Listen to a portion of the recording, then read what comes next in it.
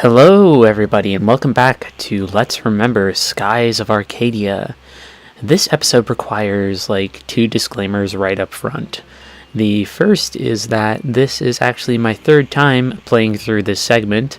I played through it twice yesterday, one time losing the footage completely, the other time accidentally deleting it because I was very tired and delirious. So because of that, I've had to make some alterations. This is disclaimer number 2. You'll notice that my characters have become walking Terminator death gods of Arcadia that now have health and HP and MP pools and attack pools or whatever the hell pools that are probably about the size of the swimming pool at Notch's luxury mansion. This is something of a necessary sacrifice because really I want to get through this section so that I can play through the rest of the game for you. I like this section of the game a lot. It's pretty exciting. There's a lot to talk about, but really I just sort of need to get back to this spot because I had to play through the game again entirely to reach this place again. I have a save that takes place after all of the events in Valua where I won't be able to use my super cheaty powers anymore, but for now we're going to use them during this section.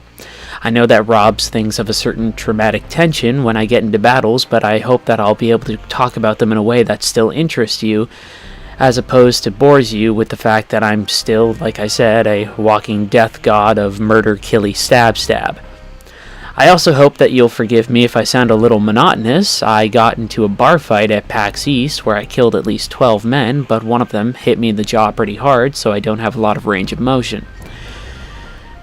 Anyway, we are back in Lower City Valua. I want to talk very briefly about the themes and issues that Skies of Arcadia brings up in the game itself.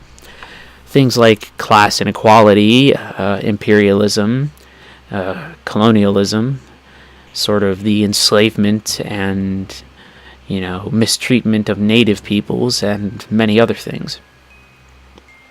To a heavy critical eye, to people who might be used to, say, our fallback RPG standard of Final Fantasy VII that does a pretty in-depth look at poverty and class inequality, we might be tempted to say that what Skies of Arcadia does is pretty perfunctory, and that's sort of true on a broad level. But that's partially because Skies of Arcadia is not a game that's really concerned about these systems. And that's not to say that it isn't concerned with presenting these systems. What I mean is that it's not concerned with how these systems came to be. Rather, it's concerned that these systems exist at all. So, through Valua, particularly their deeds, we see a lot of evil. And a lot of the evil takes form in, imperialism, colonialism, slavery, class inequity, and many other things. The game doesn't necessarily dwell on how these things exist, it just cares that they exist at all. They're used as a shorthand for evil, a sort of reductive way to go about things, but still decent because we're still talking about the issues at all. Once again, my controller's going kind of crazy. The reason we don't sit back and really contemplate the causes of these systems is because we're really concerned with how they affect people and, sort of the people that they produce. So here we have a lower city Valuan looking across the way at the rich nobles. They get to wear nice clothes, live in big houses, and this is just a matter of being born in the wrong place. His prospects were never really all that great because he just happened to be born in the wrong part of the nation.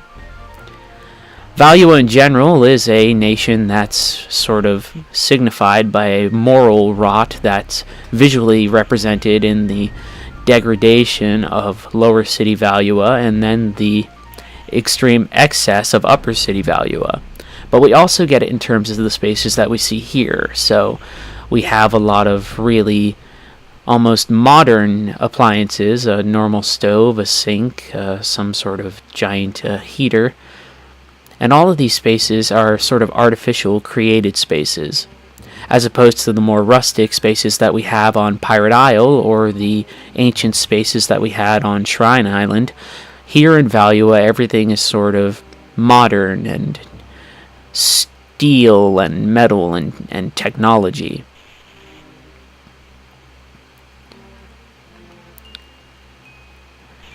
And here's a nice bit of optimism that we have. It's one of the few bits of optimism that we have from anybody in Lower City Valua, is when she says that, "I never want to forget how to smile. If you forget how to smile, you'll never have anything to look forward to again." Most people in Lower City Valua are pretty dejected. That's one of the few cases of actual positivity that we see. Here we end up having a woman who's trying to find her husband, the implication obviously being that he was possibly stabbed on his way back from work or something like that. This is a dangerous place, a place that people really don't want to be. The music is awful. It's a place full of modern sort of images, sinks, actual electricity, things like that, but all of that technology isn't really used to help the people. It just sort of keeps them in this sort of state of limbo, or even possible state of slow decay. This is Marco. He's going to be our first real human sort of representative of the lower city, and he'll continue to be that throughout our playthrough of this section. It's really important for this game, or at least this game really tries to put a human face on all the suffering that's around it. Marco is sort of our shorthand stand-in for all of the bad things that happen to people living in Lower City Valua. I like Marco. The interaction with Marco is a little bit archetypal, as is everything in this game, but we sort of learn to deal with it, right? He's this sort of street urchin, tough character, some Oliver Twist qualities, artful dodger a little bit, right? But still, even looking at that, we have a character who we'll see has a fundamental sort of lack of faith, and sort of already feels like they're dead inside. And so it's not any mistake that we have people just inside this tavern who look absolutely dead and wiped out, tired, they want to be left alone. Day after day, this person builds battleships for the Valuan Armada. Technology in Valua is used towards militaristic ends, towards that whole imperialist notion of expanding, Valua to the rest of the world, instead of working in factories to make things that might help other people. People work in factories to make more weapons of war. It's not a particularly subtle or even really well developed look at poverty, or even the issues of technology being used to sort of conquer the modern world, a fear that many modernists had. Technology supplanting normal life in a way that really makes normal life devalued. All these things exist within Lower City Valua and in Valua in general in the backdrop as things to consider, but once again, the main concern is sort of, what are the people who are produced by these systems? Well, people who are produced, by systems of deep inequality are people who are downtrodden, sort of given up on life and have a lot of trouble. That's not really a controversial thing to say. It makes a lot of sense, but the game wants to present these things in terms of human faces as opposed to commentaries on vague systems. This girl is another example of that. She says that she's never eaten white bread at all. She's going to be the counterpoint to another character we meet in the upper city of Valua later on. For now, we're going to head to the inn. We're going to stay the night because we're actually waiting for Drachma to join up with us again.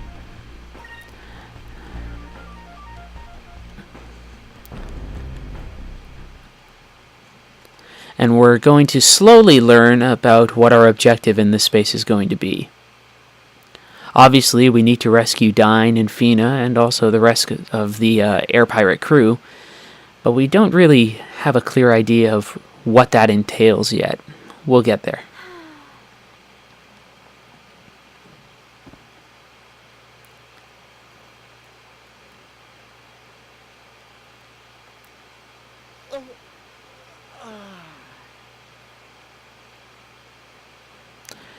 I'm just sort of enjoying these small moments between Vise and Ica.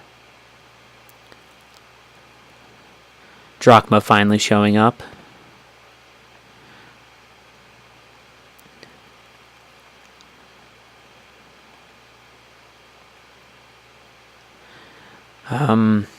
So now we sort of get the big announcement of what's going on. The air pirates are going to be executed tomorrow. Something that Vyse and Ika did not know. They're going to be killed at the Colosseum. Another thing that sort of fits in with Valua, a notion of bread and circuses, sort of mass spectacle to placate the lower class citizens and then to simultaneously entertain the indifferent nobles of the upper city.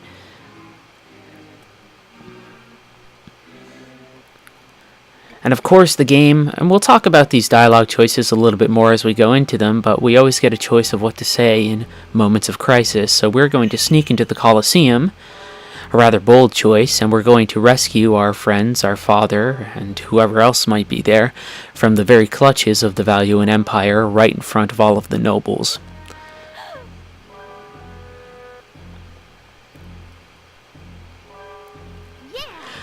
This game is generally a game about being tenacious, something that I enjoy very much. We got to go deep into the heart of the Empire right away, something that I don't know many games actually have happen. Certainly in Final Fantasy VI, you don't get to go into the heart of the Gestalt Empire until far later on, even though we do have encounters with Kefka and with Imperial soldiers in places like Narsh. Here we actually get to explore the very empire that we're sort of up against. We get to see the population of these areas and sort of the effect that everything is happening. Here we have to chase Marco in what's sort of a pseudo-platforming segment, even though all the jumping is really done automatically. And it actually shows off some pretty decent composition as we pursue Marco. Usually that composition is left for cutscenes, but here it's actually used in the world to provide a little bit of dynamism to the action. And here we're going to figure out how we're going to sneak into the Colosseum at all. Yes, ladies and gentlemen, we're going to have a sewer level. This game hitting all of the various tropes of JRPGs, sewer levels, ancient ruins, all sorts of things. It's going to be our second dungeon. I don't quite like it as much as Shrine Island, but there's still going to be things for us to talk about anyway.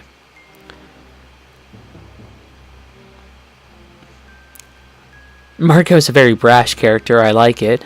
Although now he sort of says that he might rat on the guards, and that's not anything good.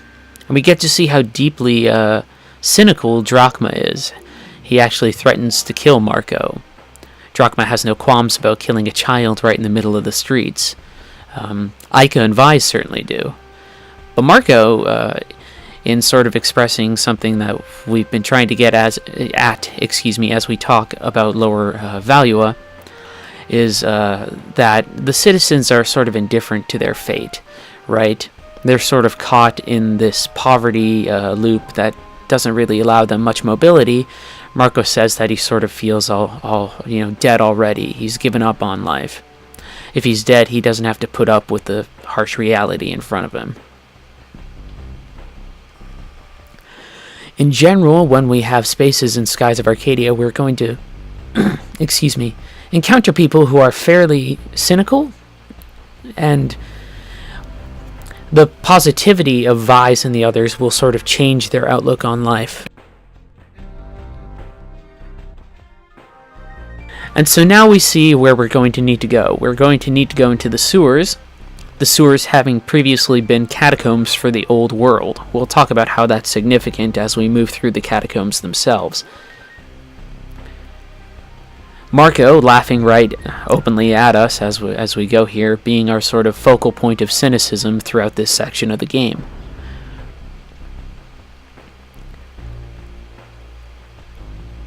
Vyse calling out Marco on sort of his cowardice, even though he doesn't really go out that far and damn him that much.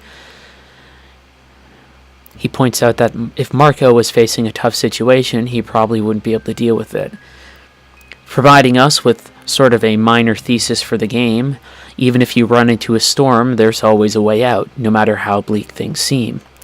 Later on, we're going to have a much stronger expression of the general thesis of this game, but One of the reasons I like this game is because we have that sort of positivity. Life isn't easy. I've dealt with my own stuff. I'm sure plenty of you have, but Vise never seems to give up. I've been in really bad situations before, and I always look for a way out. I'm in that kind of situation now, and I'm not giving up. Again, forgive me for sort of stumbling over my words. It's hard to talk when your jaw is semi-broken. So we're going to sneak into the Colosseum, a super bold thing, and we're going to rescue our friends right from underneath the nose of the evil empire.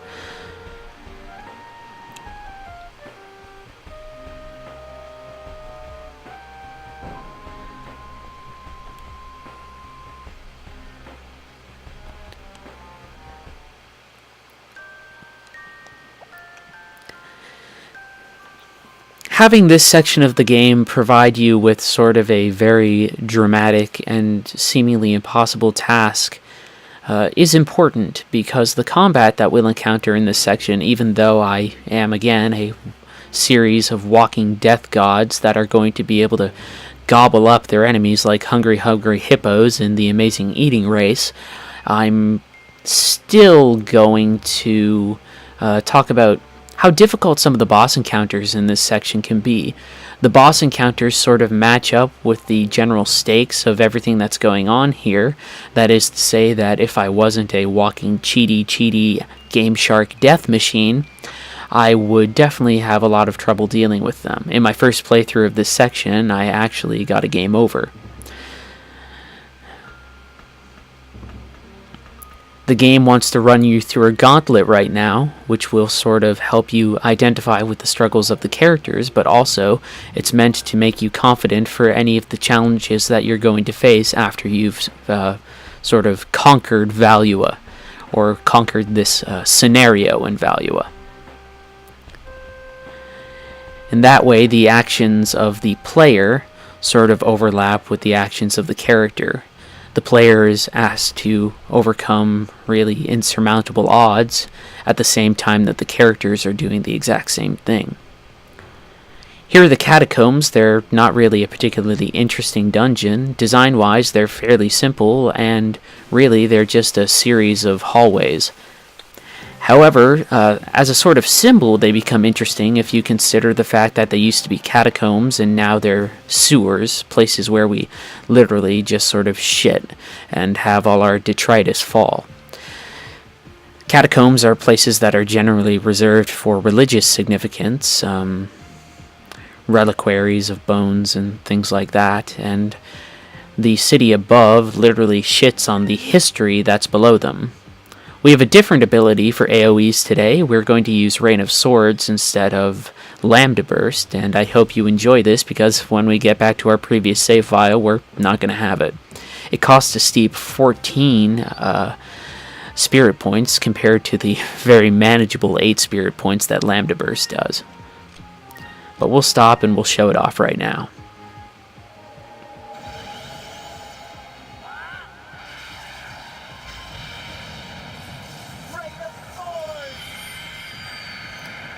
And it should absolutely devastate all of the enemies before us.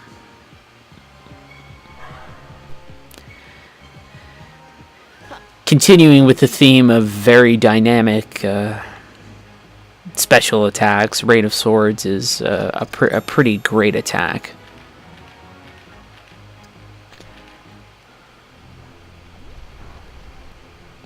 So this space, in terms of a design,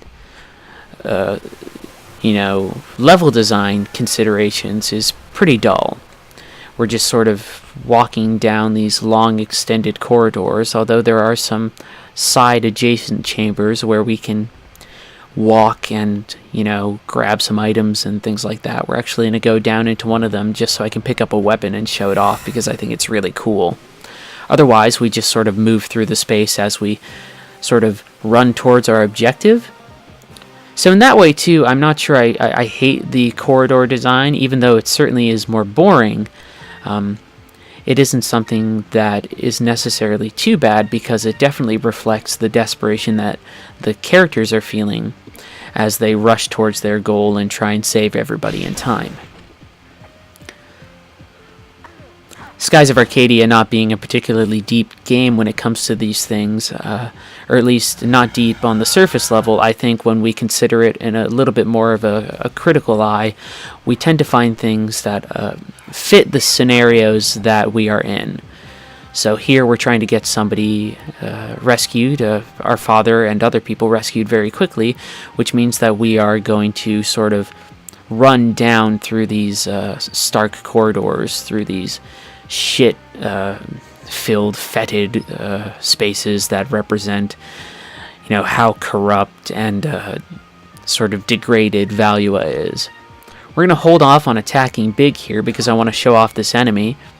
This is a Dementis. There's also ones that are called Mind Stealers. I want it to attack so you can sort of see the creature itself, but if you look, it's sort of a human corpse with a bug that's sort of implanted feelers into its skull and to its spine and taken it over. Thematically, I think this enemy fits into this space of the game fairly well because, as we talked about Marco up top and some of the other people, they're already in a state of sort of walking, living death. People in the lower city don't seem to have a lot of hope. Marco was prepared to die because he wouldn't he doesn't really want to live in the lower city anymore, have such a terrible life.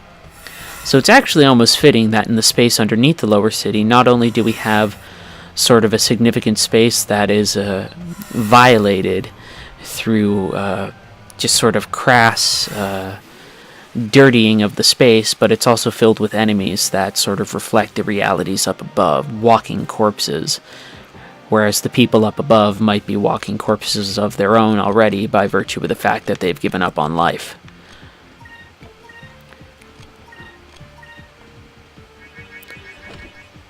We're going to use Rain of Swords again to sort of really plow through all of these enemies. I know these encounters aren't particularly dramatic, but I still like showing off some combat in this game because I think the battle system is really, really good. One of the only other games that I think has a more interesting battle system, or at least one that I remember enjoying a lot, was Chrono Cross.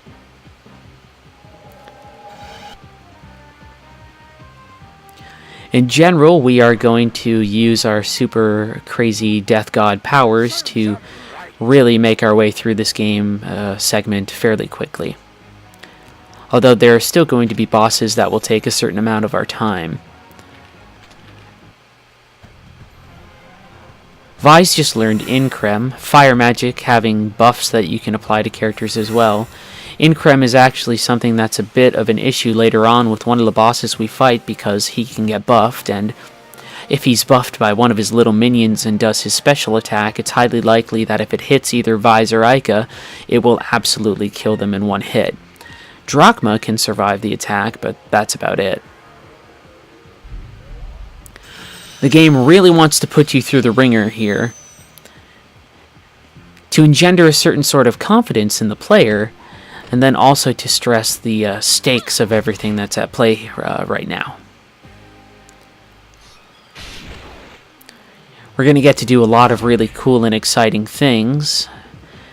Fighting in a coliseum, fighting a crazy giant monster at the end of these catacombs, and a couple other things that I think you'll really enjoy.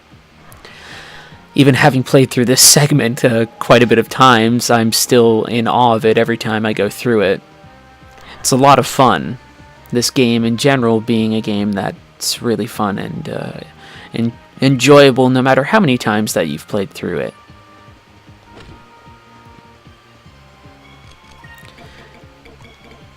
My controller, absolutely going insane, will attack the last enemy and hope for the best.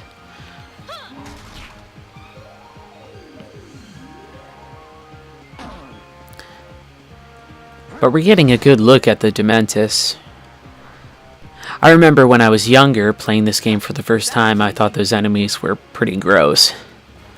Now looking back on it a little bit more critically, we can see that there's a little bit of significance to them being in this space. Although I wonder how much of that significance is intentional or not. Criticism being this thing that sort of creates meaning as opposed to discovering it. I don't think that meaning or value is even necessarily something that is discovered. I think it is something that's created. That's why I care so much about semiotics and how we interpret the various signs that we find in games. In this case, the Dementis became a sort of image to which I projected the rest of the lower city Valua citizens.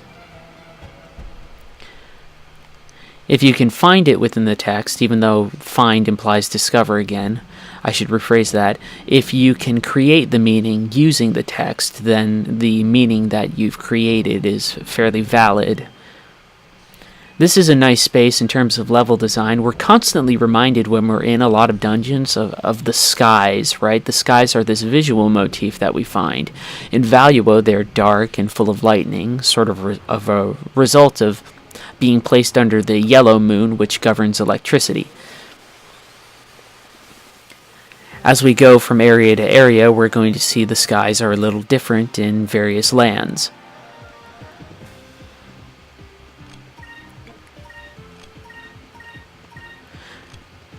Yes, we're going to use our super murder kill death powers to get through these enemies. I'm skipping through a lot of the animations right now just so that we can get to our next fight.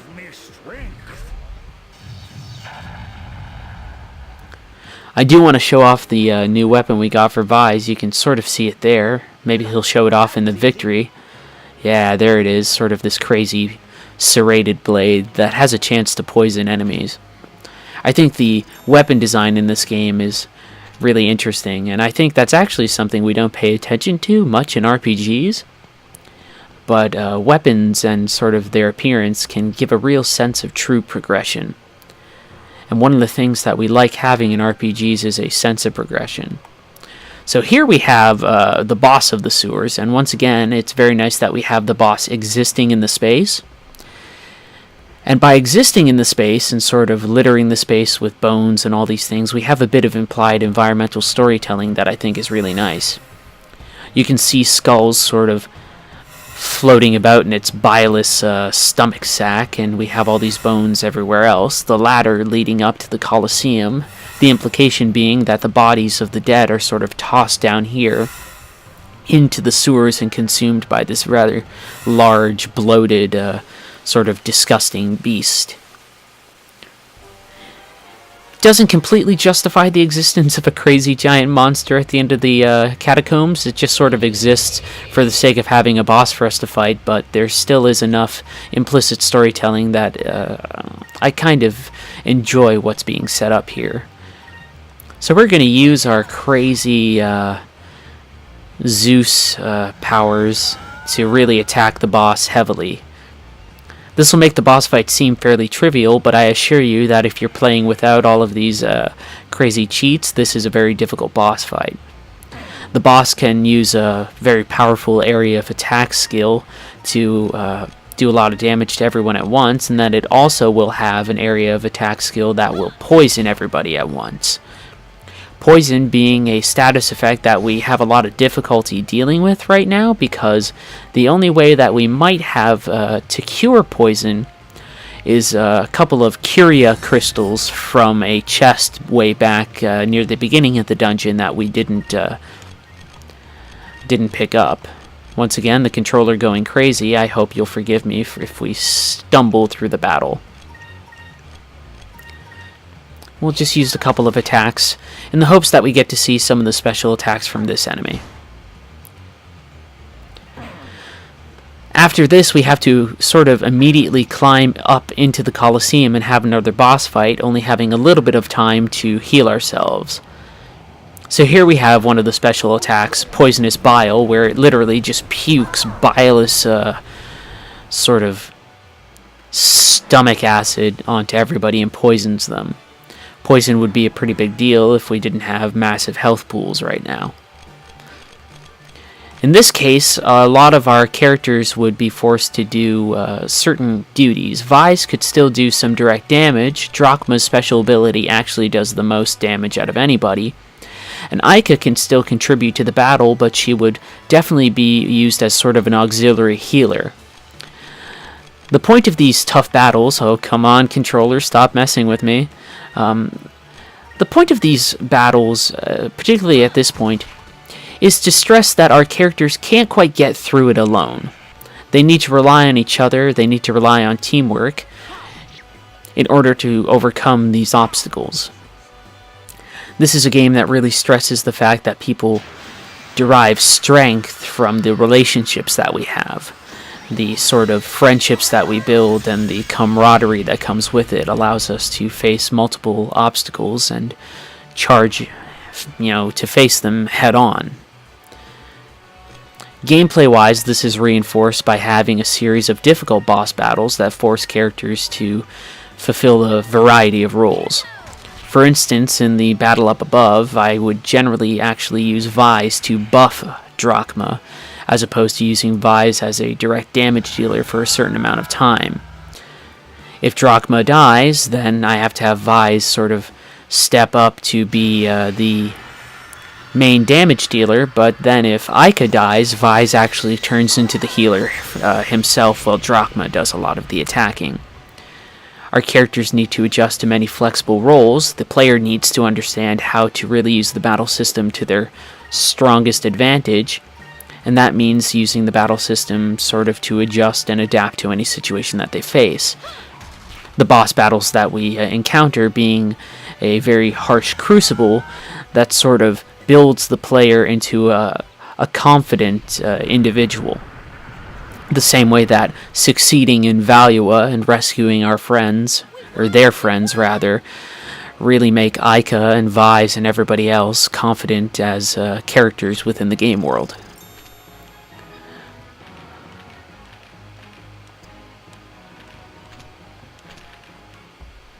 We got an item called a Vital Seed. We can use that if we wanted to, but we don't need to.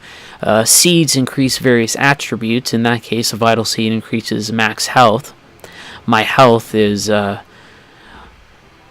over 9,000, as it were, so I don't need to worry about that shit. The game does give you a chance to heal up before you go into the Colosseum, or to even go back to the previous save point from before. Which many players I think will fail to do, and will be stuck having to run the gauntlet of fighting that giant acid beast and then fighting everybody in the Colosseum again. And this part of the game being particularly non-forgiving. Especially because the boss up ahead can kill many characters in just one use of its special abilities. Still, the stakes of this section of the game are particularly high, and I really enjoy them. We're not just sort of sneaking into a prison on the outskirts of the city to rescue our friends. We are literally jumping in front of the citizens of the lower city and the sort of arrogant, indifferent aristocrats of the upper city, and sort of showing the people of Valua that the forces that exist within the country can be resisted and fought up. You can fight them. And just in general, the scenario is exciting. The scene is very, very fun. Tenacity in all things, right? We don't just simply do things the easy way. We do them the bold and exciting way. Even if it means facing a very deadly-looking opponent like this.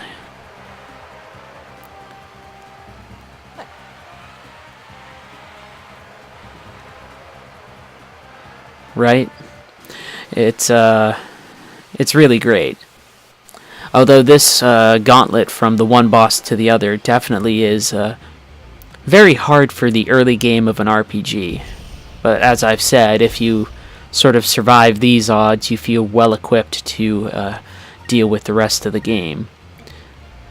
The big problem are these small enemies that will, like I said, buff the Executioner. The Executioner being a very dangerous foe.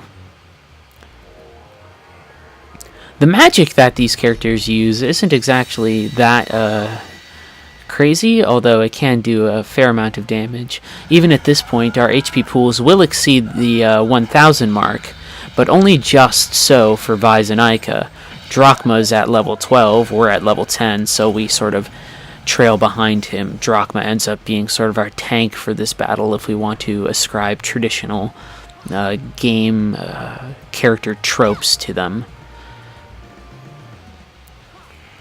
If we're lucky, we're going to take care of these enemies before they can buff the Executioner, which is something that generally wouldn't happen because my spirit points would be very low, and the mages would use Increm to buff the Executioner. Instead, just for the sake of it, I'm going to have Vise buff Drachma. The big thing about this enemy too is that he has multiple ways to attack all of our characters at once. Sonic Wave is one of them, but he has a shoulder charge that will attack every enemy on a line. Moons, give me strength. So the real strategy that you want to do if you're in this fight is to buff Drachma in order to counteract the buff that has been given to the Executioner invariably, because as you can see, Drachma still hits pretty hard against this enemy, although this enemy hits also very hard. You'll see right here, Tackle right now might actually hit everybody on this line, and if this was a normal playthrough, it certainly would bring Vise either right down to the very edge of his health pool or kill him outright. If it hits Aika, it will certainly kill her right away, which is a problem because Aika tends to run utility in these battles.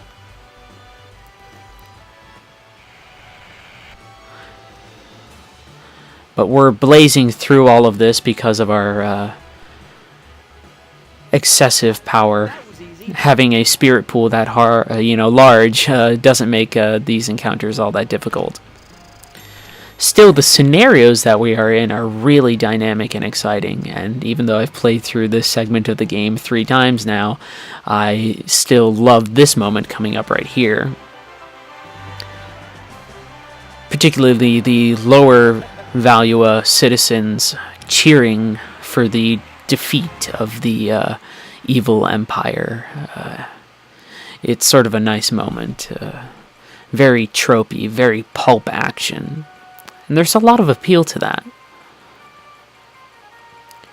Skies of Arcadia is a game that's broad and fantastic, and there's a lot of reasons why I think that's important. I've talked about it before, but we'll talk about it a little later on when we get to what I believe is the scene that really represents the thesis of this game. For now, we've rescued our father and the rest of the air pirates, which is pretty badass.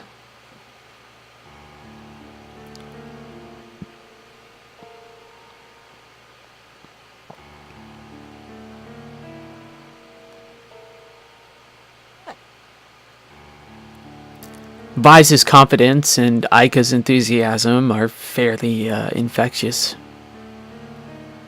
It's one of the reasons I really care for them as protagonists. Fina is not amongst the group, so we need to rescue her as well. She was taken straight into the palace, which makes things a little difficult. But we'll get to see a nice moment from Fina coming up. What are we going to do? We're going to have to save Fina. One of the nice things about this dialogue system is that the game constantly gives you chances to either choose the less the less active option, or to sort of show doubt.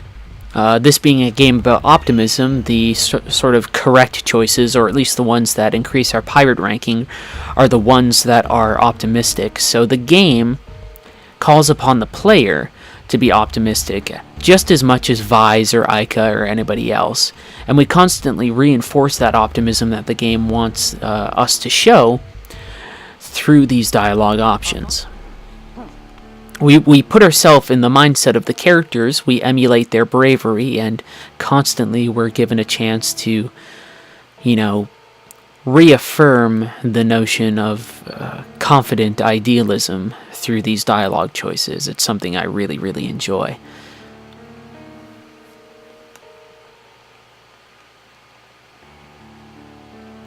And now we're going to be reduced to a 2-person party, which we had during the Shrine Island segment, but two-person parties in RPGs are fairly interesting to me. I can't think of many times where it really happens. But it can build really strong bonds between characters. The party will get separated at certain times. Drachma will leave. There will even be, honestly, and this isn't really much of a spoiler, but there will be a segment where Vise is paired up with another character, and Ica and Fina are nowhere in sight. All of these different changes to our party makeups allow us to spend time with characters, but it also stresses the important nature of the relationships that are built between all of these characters as well.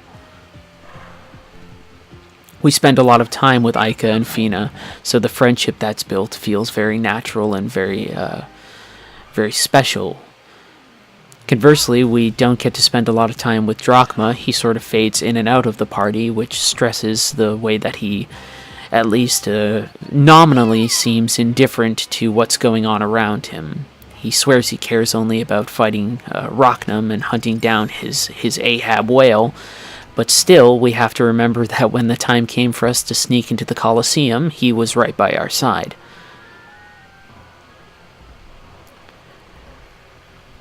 This being a game about empathy and characters, I think that's sort of really important to note.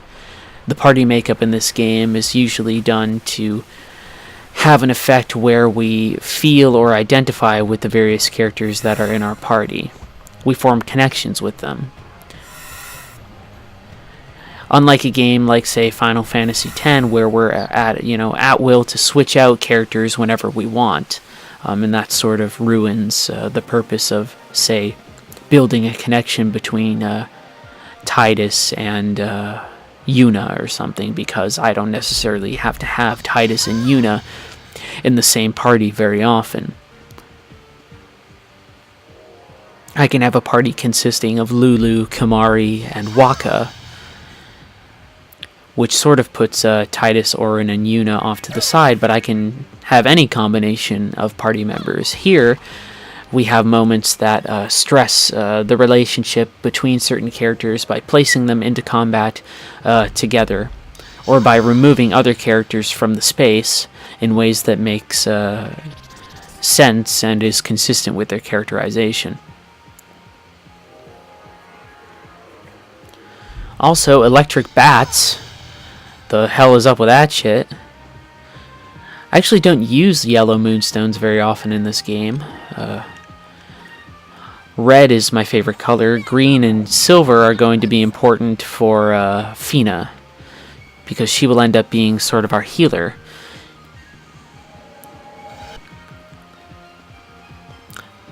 To an extent, I like to have the moonstones reflect the characters' personalities. I almost called him Vash. Vise is very brash, so the red moonstone makes sense. Ica's abilities really revolve around messing with enemies, so I give her the purple moonstone, which can do confusion effects. Drachma is a pirate of the sky through and through, so I give him sky magic, and so on and so forth. I like the fact that the moonstone system can be used to sort of aid in the characterization of the members of your party. So this scene is important because this is the scene where we get the thesis of the game, and we'll talk about it a little bit as we go through it. Marco follows us, doesn't want us to go. Tells us that his mother and father were both killed while trying to escape from the city.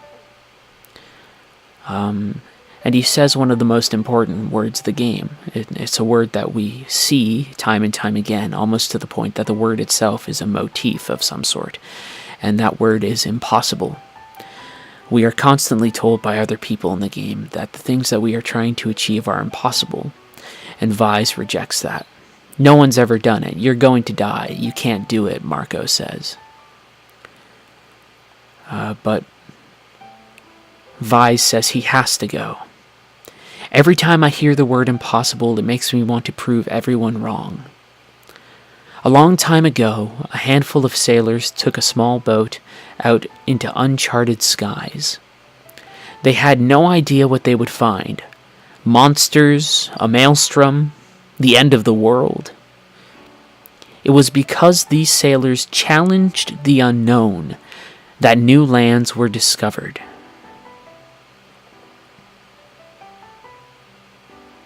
If we challenge ourselves and never give up, our own horizons will broaden in our hearts and in our minds. I need to push myself every day. I have to know what I can accomplish. I never give up, and so far, nothing has ever stopped me. I believe that we'll make it out. I will find a way. That's what's keeping me going. I'm going to prove that it's not impossible. And this is the thesis of the game, truly. Impossible is just a word to let people feel good about themselves when they quit. Now we'll stop for a minute and add the caveat that there are things in life that are impossible. Life is not fair, life is cruel, life is not easy. This game isn't saying that if you just work hard, things will come your way. It's far more in line with Schopenhauer, that belief in something makes it so. This game has, if I want to really boil down the thesis into a sort of colloquial ideal, it's that it's better to have failed trying than to have never tried at all.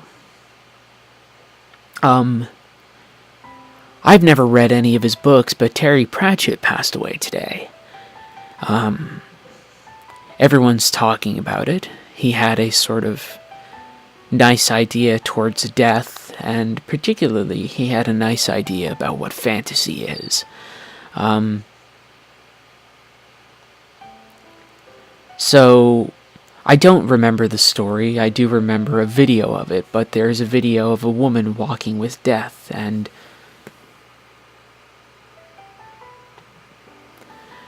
she asks, why humans need to believe in fantastic things, and the answer is that humans need fantasy to be human. That's why I think this game can be important, because we have heroes, icons that point to ideals that might be fantasy, justice, optimism, the ability to succeed in the face of insurmountable odds. In the real world, I don't know if there's often a lot of justice. I don't know if there's often a lot of optimism, but in this game there is. And I remember from that video, Death says that you need to believe in things that are not true. How else can they become? This game, as I've said before, makes me believe in heroes, but it also makes me believe in things that are not true. And stories make us believe in things that are not true. And it's important that we believe in those things, because the more we believe in them, the more we can make them happen. Skies of Arcadia really engenders a certain sense of optimism and a love of humanity in me. And that's one of the reasons I love this game so much. Impossible is just a word people use so they can feel better when they quit. I got a tough road ahead of me in life, I think we all do. But we can make it, is what this game is saying. So now we get to see where Fina is, and we're going to get some wonderful character moments out of her. She is right in front of Empress Theodora, right in the very heart of the evil empire, before the evil empress. And you would think that she might demur or back down, but Fina, as we saw with Dine, has no problem talking to people in positions of authority and calling them out. When she talked to Dine, intentional, or not, she undercut the patriarchy of Pirate Island. Here she's going to undercut the monarchy of Valua. Theodora herself is sort of a cartoonish villain. right here she's saying, soon the Valuan Empire shall rule the world, which is very cartoonish compared to the very dark pragmatism that we'll get from a character like Galcian and his lieutenant Ramirez. Theodora is this sort of grand caricature of a tyrannical monarch. And the only person in this space who really gets it is the Prince, Enrique. He's being diplomatic. The line is a little silly when you say it out loud, but, ruling the world by force is not something I approve of. An empire that does not listen to the plight of its people is destined to fall. Enrique understands that the sort of social divides of Valua are the things that are weakening it the most. Theodora is blind to that. Enrique understands it. We like Enrique. But Theodora, in her sort of zeal for power, just sort of doesn't get it. Here we finally get a little bit of a understanding of the MacGuffins that we're going to be dealing with in this game. There are 6 moon crystals all over the world. Whoever controls these crystals controls weapons of mass destruction, called Gigas, or perhaps even Gigas, depending on how we want to use the I. They are weapons that we don't know the details of yet, but they want to use these weapons to subjugate and rule the world. And Fina, bold as she is, even in situations where she has been captured, says, "I will die before I tell you anything about these things. You do not understand the power that you're sort of asking for." Right? And even faced with the most powerful individual in the game space, Fina, a character, by the way, who does not know very much about Arcadia, says straight to the most powerful person in the world, you can't have it. Power-hungry dictators like you are the reasons humans must never control them. We can look at the Gigas as allegorical stand-ins for any type of mass weapon of destruction, right? I don't know if that's the intent of the piece, but surely in this moment, Fina gets to stand up and still show fortitude of character even though she's captured, which is one of the reasons I love Fina so much. Vize's optimism is great, Aika's enthusiasm is wonderful, but Fina's determination is something that I admire, I think, out of any of the 3 main protagonists of the game. I like Fina very, very much. She's a character who I think is just absolutely wonderful. To be fair, for speaking up, she does get hit in the back of the head with some sort of truncheon, or whatever that is. But she doesn't necessarily care, if that makes sense. She knows the risk of what's going on when she speaks up, but she does it anyway. Galcian is going to leave to chase our other group of heroes, but he makes one last request to Empress Theodora, which is to deploy the Armada and to elevate his lieutenant, Ramirez, to a position within the Armada. Fina showing some recognition for that name. The plot sort of thickening a little bit. The plot itself in this game is fairly archetypal, and then we reach Act 4 and 5, and we start to see a lot of subversions and other things. Right now, Act 1 is setting the stage for the basic quest that we're going to go on. Later on, the game will start to take the traditional JRPG world that it's set up and sort of experiment with the tropes. Some of them are played straight, certainly, played straight for deliberate effect. Later on, the game will sort of really take all of those things and subvert them or mess around with them in order to comment on the seemingly traditional world that it's created thus far. So now we're in the upper city. We can see just a definite change in the palette color, a lot of golds and reds and things like that. And we get to talk to citizens that are just completely out of touch, right? It's a much harder life here in the upper city than you think.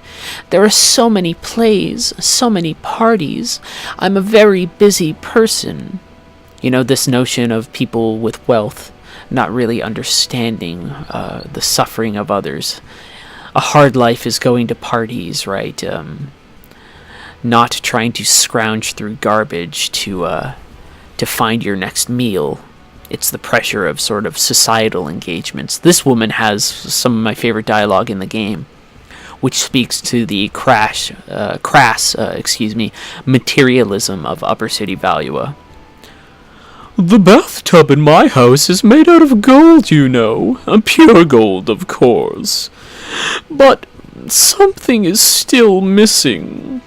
I know. I'll have my toilet made out of pure silver. It's just this very gross type of materialism, right? Where even functional things like a restroom or a bathtub need to be gilded. Everything needs to be made for their pleasure and for their ego satiation. Upper city Valua we don't get to spend a lot of time in, but again, we learn about these spaces through the people that these sort of social structures produce. So here we have a child that is a counterpoint to the other child that said that they've never eaten white bread. So this kid says that my mother's told me that people rarely get to eat white bread in the lower city. And then he's so out of touch, if they can't eat bread, why don't they just eat cake? As he chomps on his candy, right? And this character cares about noble statuses. Are you a nobleman? What family do you belong to? I'm fairly certain we get some pirate points for saying that we're a relative of Admiral Alfonso for telling a bold lie. But let's say that we are from a poor but noble family and see what he says. I'm the only son of a poor but noble family. Oh, I see. Now that I think about it, your clothes are rather old. Enough. Please go away. I wouldn't want your poorness to rub off on me. Right? A ridiculous statement, for sure. That's the wrong button. I want to look around the space. The characters we inhabit in the space are these broad caricatures, but they're done to comment on, rich aristocratic life in a way that really makes it seem ridiculous. It's not a nuanced approach to commentary about these things, but it is commentary on these things nonetheless. Skies of Arcadia making that commentary through the conversations you have with people, as opposed to any and a little bit with some area design, but it's mostly by talking to people, especially in the upper city, and seeing just how ridiculous their behavior is compared to how downtrodden everybody in the lower city is. It's a very simple idea. We have it again in our fallback JRPG, Final Fantasy VII. Does it a little better with Sector 7, the lower parts of Midgar, the upper plates and things, but video games, when they're talking about class systems and sort of the gaps between them, tend to place physical gaps between them as well. So Skies of Arcadia does it, Final Fantasy VII does it. A lot of games will do it. Vise using his awesome zoom-in eye patch to see that Fina is going to be taken aboard a train, which means, oh, hell yeah, everybody, guess what we get to do? We get to jump on a train and fight some bad guys. So when I talk about this section of the game having a lot of dynamic moments, I really mean it. We're in the heart of the Empire. We get to do all sorts of things. We got to go through a sewer and fight a monster. We got to go in the Colosseum and sort of turn the crowd and make them, come to our side and show publicly that the system can be fought. And here we get to jump on the back of a train and fight enemies in a high-moving situation. It's really great stuff.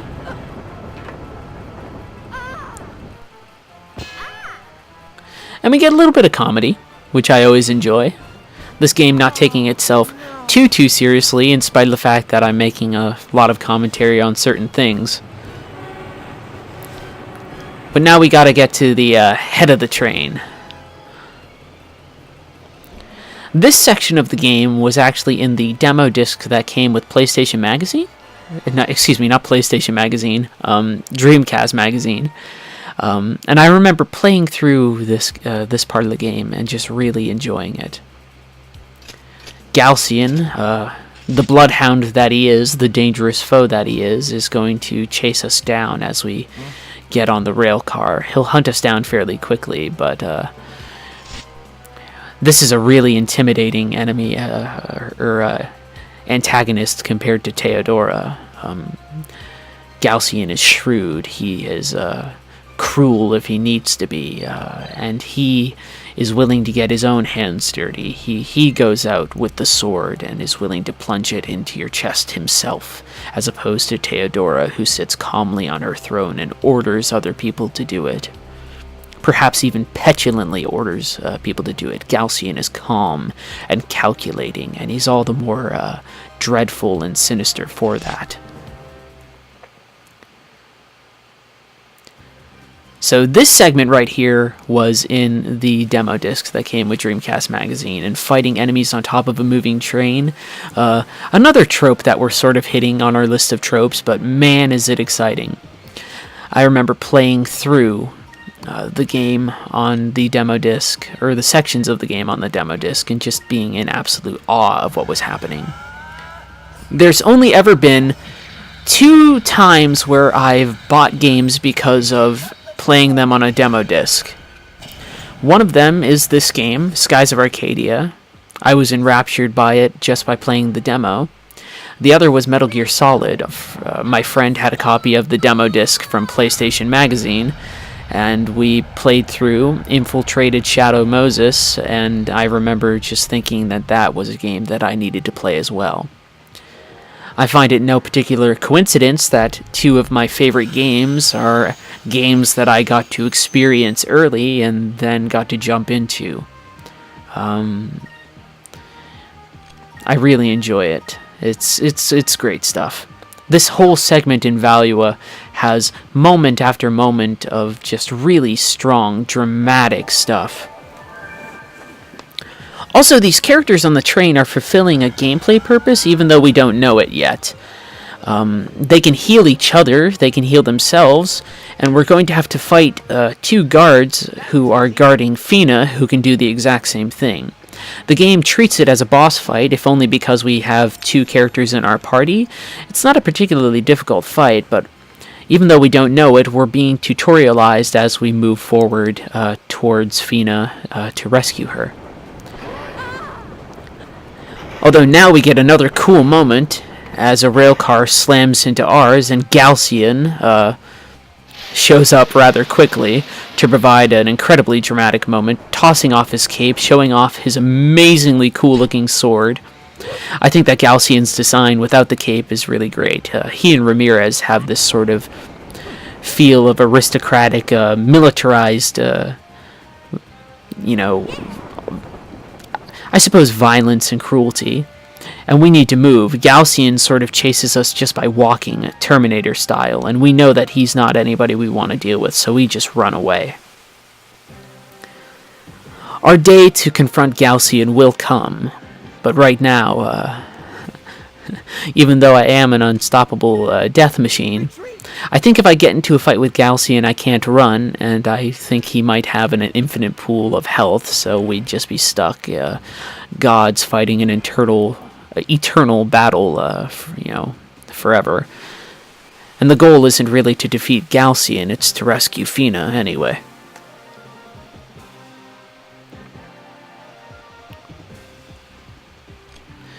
But it is always the same enemies that you encounter here. Like I said, tutorializing you for the boss up ahead. It's nice because the game doesn't really make it that explicit that that's what's going on. It just sort of lets it happen. I have a general, I don't want to say disdain, but distrust for tutorials in games, particularly in modern games. I think they stumble more than they succeed. Here the game is tutorializing through just gameplay itself. It never tells you that it's teaching you things for an upcoming boss fight. You just sort of learn how to counter foes that can heal each other, and then you encounter them in the boss fight up ahead. In that case, there's actually some really smart design happening here in Skies of Arcadia for a moment.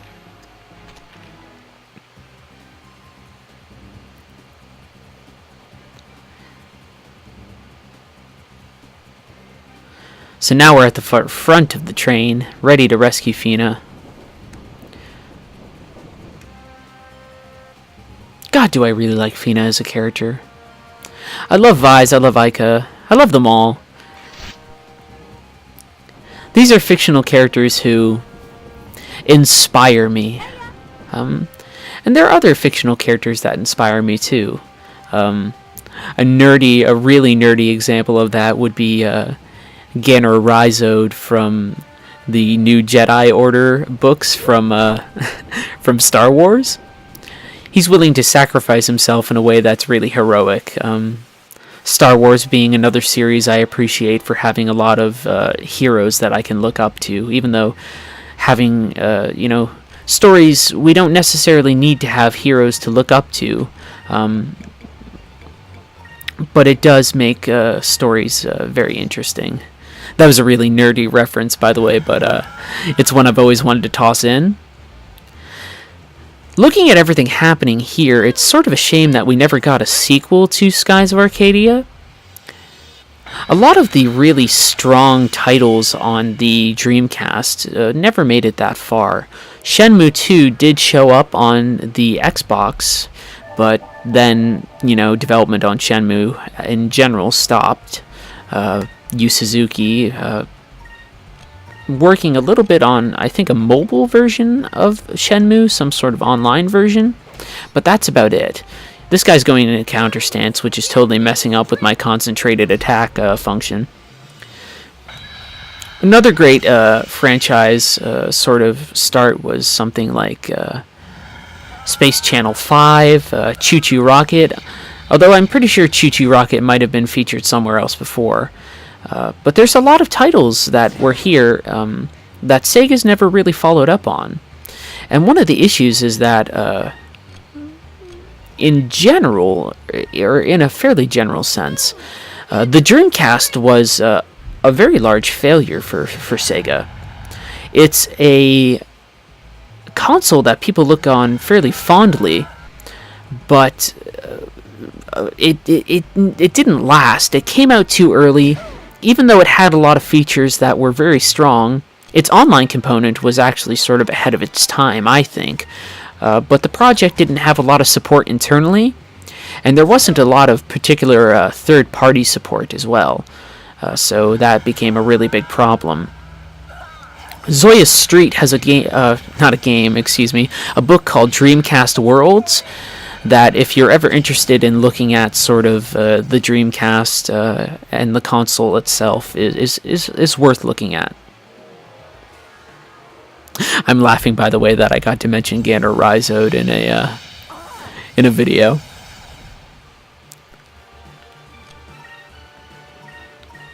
But there are certain heroes you remember.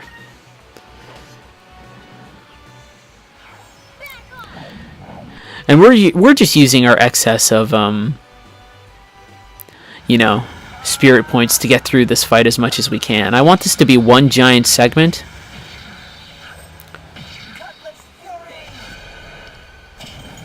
And so this guy might heal from the very, very inch of death, which would be fairly annoying. So we're actually going to queue up Cutlass Fury, and then we're also going to queue up, I think we'll use Wevley. Although he went into counter stance, so no matter what, we win. So Aika just got the killing blow. Very good. But this gauntlet of encounters that happen in the game, these dramatic moments, really set the tone for Vise and Aika, and even Fina with her moment in the throne room, for being these wonderful characters that we get to spend time with. We got to spend a pretty calm time with them on Pirate Island, and here we get to see that they are competent heroes, wonderful heroes. Why are we here? Fina asks. We did it because you're our friend. I like that sentiment. I want to think that I'm someone who, if a friend truly needed me, I would do whatever I needed to do to help them. Sometimes I falter on that level, but this game wants me to be better in that regard. Galcian asks Vise his name. Vise does not hesitate. I am Vise the Blue Rogues. Friggin' put that on your bounty poster and suck it, Galcian. And here's a ridiculous pirate choice, but it's interesting that they offer it. He says that he'll spare our lives if we give him Fina. Oh, sure, we'll totally do it. No, of course that. Never. Fina is our friend. We don't even know what the Valuans want from her yet, but we know that she's somebody who we care about, a friend that is in danger. And regardless of what that danger is, regardless of what the evil empire wants, we are not going to give them what they want. It's a dire situation, though, although we have to remember that this is a game about the connections to people we make. So Dine and Drachma come back with the Little Jack to save us in our moment of need. Don't question how they knew where we were, they just did. That's the type of game it is. Fun, pulp, storytelling action. I can imagine some sort of really great fun novel or audiobook of this where it's really great. I know there's a manga. I'm not really a manga reader, so I can't comment on it, but I know that regardless of the medium, although I think this is certainly something that benefits from being a video game, regardless of the medium, I think this would be a fun story to tell. Thank you so much.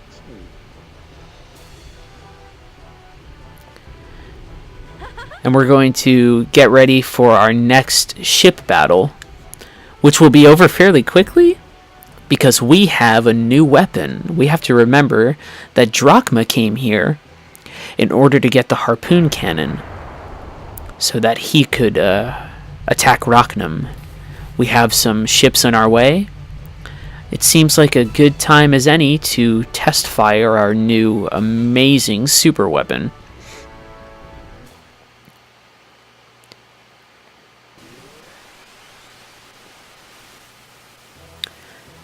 Airship battles in this game are still a sort of hallmark moment for it.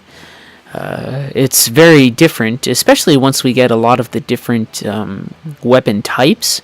There's a lot of strategy that goes into it. For now, because we have so much spirit points, we are just going to unload and beat the crap out of the Armada.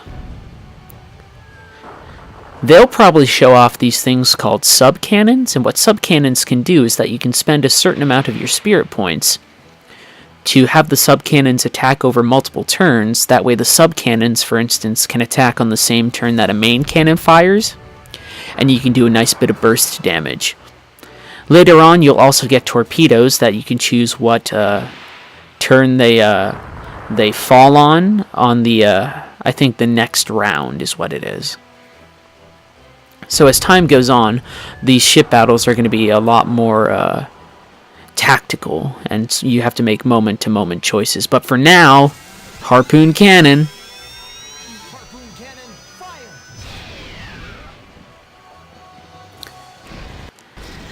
And it's going to utterly destroy the Valuan ship, which I always enjoy. That's mostly a tutorial to teach you how to use the harpoon cannon, but really, it's also this great moment of empowerment. We enter into Valua a little unsure of ourselves. It's a dangerous place, a dark place. We don't understand it. People are cynical of our optimism. The odds seem insurmountable, but moment by moment, we're given a chance to really, assert ourselves in this space, and by the time we're leaving, we leave incredibly confident in ourselves as players, and the characters are confident in themselves as individuals. We've just pulled off something that many people in the game space would consider absolutely impossible. No one's ever escaped. Well, guess what? We just did. And god damn it, isn't that great?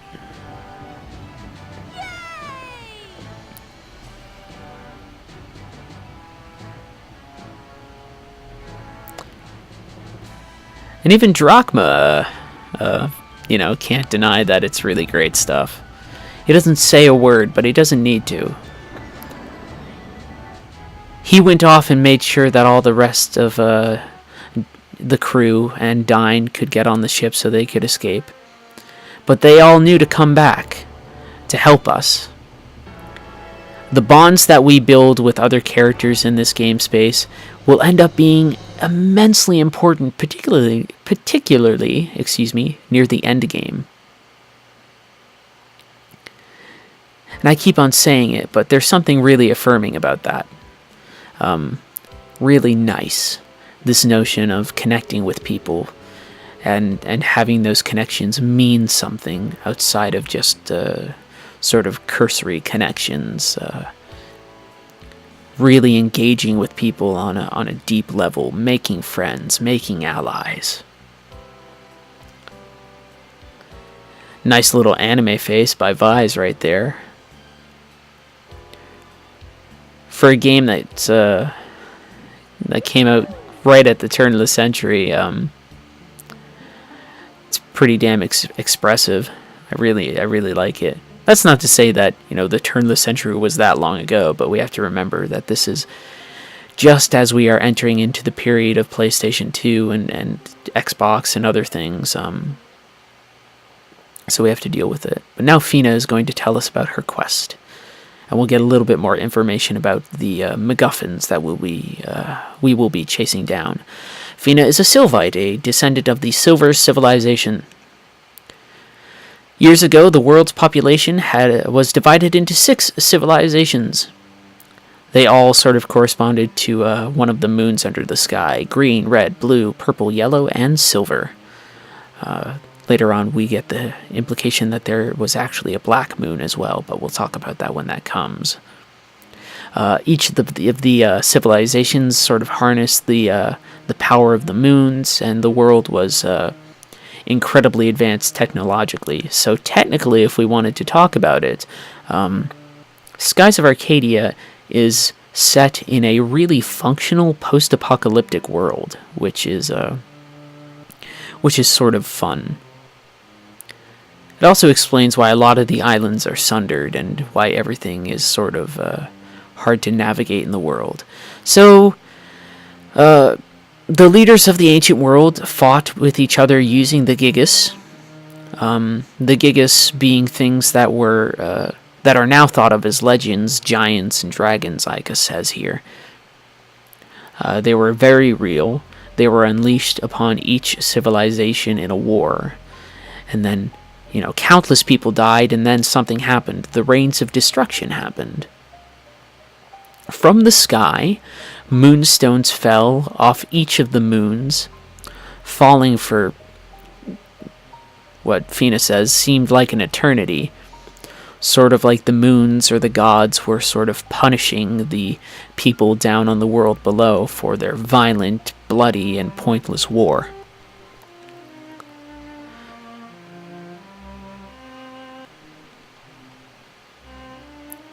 And so now Valua wants to get their hands on the Gigas. And they need the moon crystals to do so. Our wonderful MacGuffins, the moon crystals.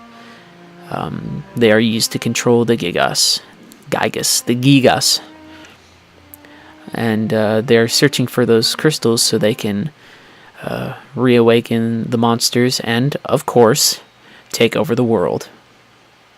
So our quest now will be to explore the world, find magical crystals before the evil empire does. And that's a very trite concept, right? But in spite of it all, it's going to work. It's going to work very, very well in this game. This game is something of a reconstruction or celebration of JRPG tropes. We exist in a space that embraces all of these things.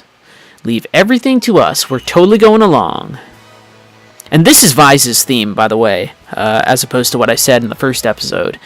And it's actually the song that plays during the Skies of Arcadia track and Sonic All-Stars Super Mega Party Volleyball Extreme or whatever it's called, the racing game with all of the Sega characters, where there's a Skies of Arcadia level and you can actually play as Vise. So Sega hasn't forgotten about this game, it just hasn't sat back and gone, well, we're going to make a sequel. Which is a bit of a shame. And now we get to meet the most adorable thing in the game. Oh my gosh, this is so cool.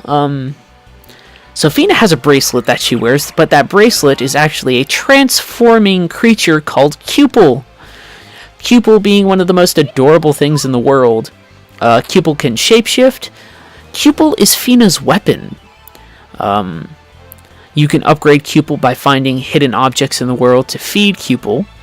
If you feed Cupel the maximum amount of these objects, Cupel turns into the strongest weapon of the game, with like a 200 attack power, where Vise's ultimate weapon only gets like 100 something or whatever. I'm guessing those numbers, but I'm pretty sure the attack power on Cupel is absolutely insane in this game. So our character, who will have special attacks that are all about reviving enemies and whose magic I'm going to focus on being a healer, right, actually will end up with the game's version of Ultimate Weapon, Ultima Weapon or whatever, which I think is a nice little bit of subversion. Every now and then, Skies of Arcadia will sneak those moments into the gameplay as well. So now Fina has joined our party. We have the Silver Moonstone. I'm going to see if we have any moonberries just for the end of this episode. Oh, actually, it doesn't matter because I have a save file that's actually legitimate and saved sort of right after this point. So that was it. We went into Valua. We talked about all kinds of stuff. I hope you enjoyed this episode. I know that there's only, 7 to 10 of you who really watch these things in full.